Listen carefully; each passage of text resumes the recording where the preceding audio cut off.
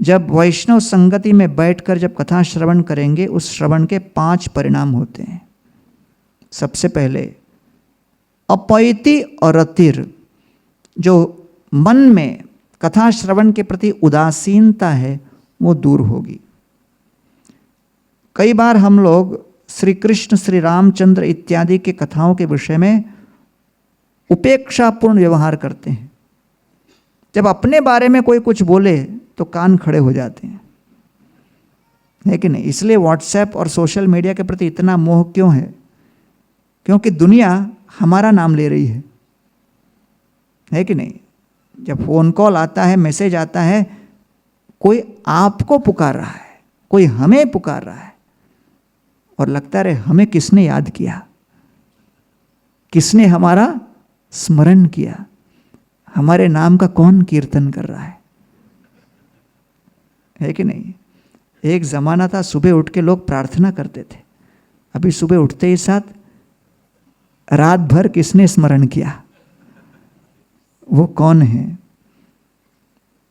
तो इसलिए शृण्वतो अपैति अरतिर, कलयुग में कथा श्रवण बहुत कठिन है और कथा के प्रति रुचि जागृत करना बहुत कठिन है। अरतिर, टेस्ट नहीं है। बाकी अन्य बातों में बहुत कम लोगों को मैंने सुना है कहते हुए, प्रभु जी मैं इंटरनेट सर्च करते करते सो जाता हूं। आज तक एक बार भी किसी ने मुझसे वो पूछा नहीं कि इंटरनेट सर्च करते करते, सर्फिंग करते करते मैं सो गया, या व्हाट्सएप चेक करते करते मैं सो गया, नींद आ गई। लेकिन कथा श्रवण घनघोर निद्रा है ना। और रामायण से ही जुड़ा हुआ है। रामचंद्र जी ने कुंभकर्ण का वध किया तो कुंभकर्ण की पत्नी अर्धांगिनी निद्रा देवी रामचंद्र जी के पास आकर शिकायत करने लगी, मेरे पति ने मुझे कितना आश्रय दिया था, आपने उनका संहार कर दिया, अब मैं कहाँ आश्रय लूंगी? तो रामचंद्र जी बोले, अरे संहार तो कर दिया, पुनर्जीवित तो नहीं कर सकते, अब क्या करें, आपको आश्रय कहाँ दें? तो रामचंद्र जी ने कहा, जहां मेरी कथा होगी वहां निद्रा देवी आपको आश्रय मिलेगा। तो जैसे ही प्रवक्ता ओम नमो भगवते वासुदेवाय घोषणा करते हैं, समझना चाहिए वहां कौन आ गई?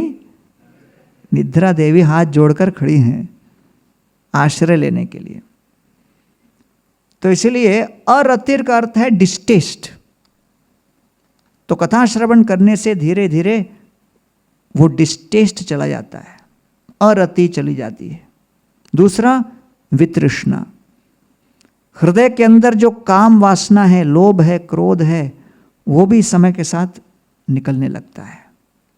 पुण्य श्रवण कीर्तन, तो इसलिए ये दवा है, औषधि है। हृदरोगम आशु अपहिनोति पुंस, काम वासना को इस जगत में बड़ी पूजा की जाती है, लेकिन भागवत में काम वासना को क्या शब्द से संबोधित किया गया है? हृद रोगम, हार्ट डिजीज, हृदय का रोग है वो। तो कैसे दूर किया जाए? श्रवण से, कीर्तन से। तो दूसरा ये कि हृदय के अंदर की इच्छा नष्ट होती है।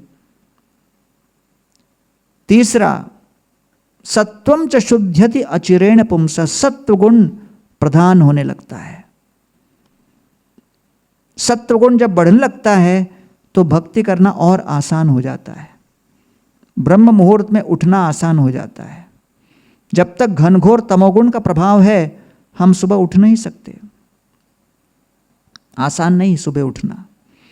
और इसलिए सुबह जब 4 बजे 4:30 बजे इस्कॉन मंदिरों में मंगल आरती करते हैं तो सामान्य व्यक्ति भ्रमित हो जाते हैं कि सुबह सुबह क्यों नाच रहे हो आप लोग, पार्टी तो रात को होती है, आप लोग तो 4:30-5 बजे खड़े होकर नाचने लगते हो, है ना। तो हम लोग के, मेरा एक मित्र था जो कि सिटी बैंक में कंट्री हेड था, वो आके मेरे को कहता है कि मैं एक निष्कर्ष पर आया हूं इस्कॉन को ऑब्जर्व करके। मैंने कहा क्या? वो कहता है ISKCON is better manage than Citibank also, ISKCON Citibank से भी अच्छा मैनेज हो रहा है। मैंने कहा अरे कौन से इस्कॉन में गए थे आप? क्या देख लिया आपने? किस आधार पर आप कह रहे हो? कहता है कि भाई लॉस एंजलिस में मैं सुबह 4:30 बजे गया, बराबर 4:30 बजे शंख बजी, आरती शुरू हुआ। लंदन में गया 4:30 बजे, न्यूयॉर्क में गया 4:30 बजे, मुंबई में गया 4:30 बजे, सिडनी में गया 4:30 बजे, विश्व के किसी भी कोने में मंदिर में गया 4:30 बजे शंख बजता है, आरती होती है। आरती का भी पैटर्न बिल्कुल सेम है, स्टैंडर्ड है। और 4:50 को आरती बंद होती है, फिर नरसिंह आरती होती है और 5 बजे बराबर मंदिर बंद होता है। क्या स्टैंडर्डाइजेशन है! इसलिए मैं कहता हूं इस्कॉन जो है सिटी बैंक से भी अच्छा ऑर्गेनाइज्ड है। मैंने कहा 5 बजे के आगे क्या करते हो? बोले 5 बजे के बाद मैं चला जाता हूं। मैंने कहा असली लीला तो तब शुरू होती है हमारे। तो सुबह का जो मंगल आरती का समय है, प्रभुपाद जी ने विशेष रूप से रूप गोस्वामी के पद चिन्हों में चलते हुए उसको हमारे मंदिरों में और सभी गौड़ीय मंदिरों में उसको रूप गोस्वामी ने नियोजित किया। कैसे? भगवान के अष्ट के अलिया लीला के अनुसार वो चलती है। भगवान के 3-3 घंटे के 8 प्रहर हैं, 24 आवर्स, 8 into 3। तो भगवान की सुबह 4:30 से 7:30, 7:30 से 10:30, 10:30 से 1:30, इस तरह से 3-3 घंटे में लीला चलती है। तो उस लीला के अनुरूप जब लीला बदलती है तो उस समय श्रील रूप गोस्वामी ने वर्णन किया कि किस प्रकार हम लोग भगवान का भोग और आरती के माध्यम से हम मनन कर सकते हैं। उन लीलाओं के मनन करने की शक्ति या सामर्थ्य न हो तो कम से कम भगवान के अर्च विग्रह की सेवा पूजा देख के हमको उस लीला में परोक्ष रूप से प्रविष्ट होने का पुण्य प्राप्त होता है। तो that's how the deity worship is connected to the lord's pastimes. तो इसलिए वो लीलाओं का स्मरण करने की शक्ति न भी हो तो केवल आरती का दर्शन करने मात्र से वो लाभ मिल जाता है।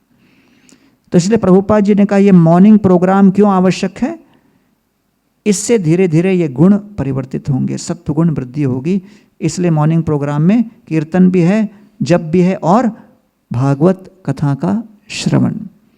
तब श्रवण करेंगे तो श्रवण करने मात्र से सत्व गुण की वृद्धि होगी और धीरे धीरे हम सत्व गुण जब प्रधान होने लगते हैं तो मंदिर के प्रोग्राम और प्रातःकालीन उठकर सब प्रोग्राम अटेंड करना आसान हो जाता है, नॉर्मल हो जाता है। अन्यथा कलयुग में हम देखते हैं कि लोगों की एनर्जी रात को 9 बजे के बाद बढ़ती है और एक्टिवेट हो जाते हैं और 12-1 बजे तो बिल्कुल पीक पे रहते हैं। इसलिए भगवान कलयुग में आते हैं जगन्नाथ जी के रूप में और जगन्नाथ जी के रूप में सबसे श्रेष्ठ श्रृंगार उनका दर्शन होता है रात को 11 बजे 12 बजे। उसको कहते हैं बड़ श्रृंगार वेश। कोई दूसरे विग्रह का ऐसा नहीं है। रात को जगन्नाथ मंदिर में आप जाओगे तो बड़ा श्रृंगार वेश, सबसे अलंकार से विभूषित, सुंदर सुंदर वस्त्रों से विभूषित, रात को 10-11 बजे के आगे उनका दर्शन होगा, बड़ा श्रृंगार वेश। क्योंकि जगन्नाथ जी कहते हैं भाई कलयुग में अगर लोग कहेंगे मैं तो सुबह उठता नहीं, तो जगन्नाथ जी कहते रात को जागते हो, पार्टी का टाइमिंग है ना आपका? बोला हाँ। तो आपके पार्टी की टाइमिंग के हिसाब से हम दर्शन देंगे रात को 10-11 बजे। तो इसलिए कलयुग में तमोगुण प्रधान है, लेकिन कथा श्रवण के माध्यम से धीरे धीरे सत्व गुण की वृद्धि होगी। तो ये कथा श्रवण का तीसरा लाभ है, सत्वम च शुद्ध्यति अचिरेण। चौथा, भक्तिम हरौ, और हृदय के अंदर भक्ति जागृत होती है। और पांचवा, पुरुषे च सख्यम, दूसरे जितने अपने भक्त हैं उनके प्रति सखा भाव या मैत्रीपूर्ण व्यवहार रवैया उत्पन्न होने लगता है।